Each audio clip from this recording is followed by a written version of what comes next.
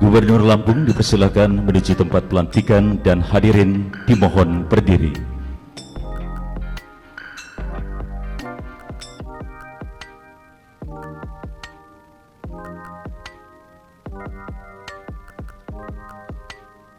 Naskah Sumpah.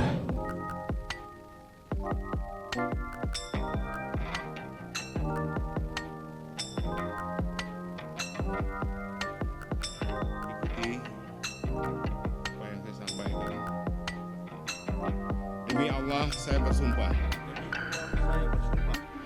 akan memenuhi kewajiban saya sebagai Bupati Lampung Selatan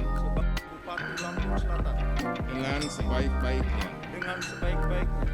dan seadil-adilnya, memegang teguh Undang-Undang Dasar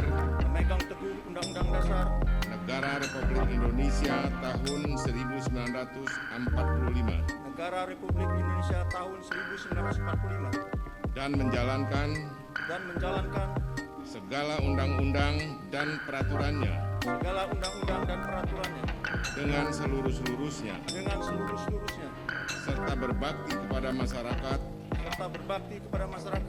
nusa dan bangsa.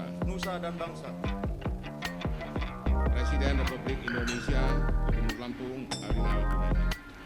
Rohaniwan dipersilakan kembali ke tempat. Penandatanganan berita acara pengambilan sumpah jabatan dan fakta integritas.